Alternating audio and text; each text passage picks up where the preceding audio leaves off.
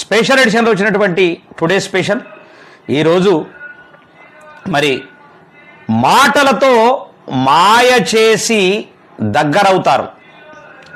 మాటలతో మాయ చేసి దగ్గరవుతారు.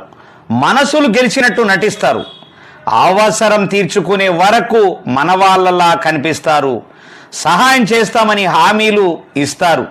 సమస్యలు వింటామని దగ్గరకు వస్తారు. సమయం వచ్చినప్పుడు మాత్రం మన కష్టాలను మర్చిపోతారు. అభివృద్ధి పేరుతో కళ్ళు కట్టిస్తారు. ఉద్యోగాలు అవకాశాలు చూపిస్తారు. ఆశలు పెంచి నమ్మకం పెంచి చివరికి ఖాళీ చేతులతో వదిలేస్తారు.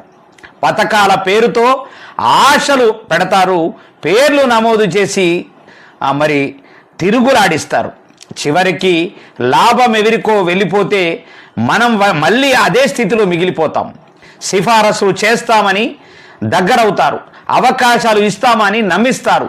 మధ్యలోనే మాట మార్చి మన సమయాన్ని నమ్మకాన్ని వృధా చేస్తారు.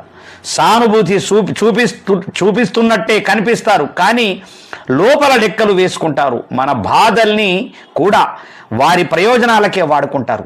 ఒకరిని మరొకరితో పోటీ పెట్టించి మన మధ్య విభేదాలు పెంచుతారు. మన ఐక్యత బలహీనమైతే వారి ప్రయోజనం బలపడుతుంది. నమ్మకం పెంచి దగ్గరవ్వడం, అవసరం తీర్చుకుని దూరం కావడం ఇదే మోసానికి కొత్త రూపం. అందుకే మాటల వెనుక ఉద్దేశం తెలుసుకోవాలి. హామీల వెనుక నిజం చూడాలి. మన విలువను మనమే కాపాడుకోవాలి.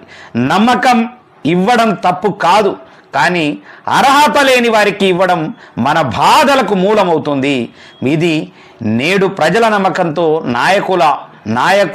నాయకులు ఆడుతున్న మాయాజాలం అని మరి ఎస్బిఎన్ చారన్న సంపాదకులు స్పెషల్ ఎడిషన్లో టుడే స్పెషల్లో మరి రాయడం జరుగుతుంది. వాస్తవానికి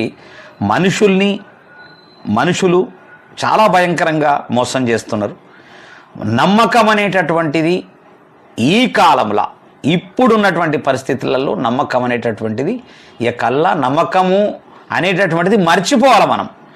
ఈ భూమి మీద నమ్మకం అనేటటువంటిది పూర్తిగా చచ్చిపోయింది. నమ్మకం అనేటువంటిది పూర్తిగా మామూలుగా మనం పాట పాడుకుంటాం. మాయమైపోతున్నాడమ్మా మనిషి అన్నవాడు, మచ్చుకైనా లేడు చూడు మానవత్వం ఉన్నవాడు.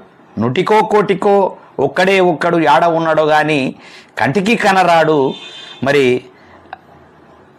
నూటికో కోటికో ఒక్కడు యాడ ఉన్నాడు కానీ కంటికి కన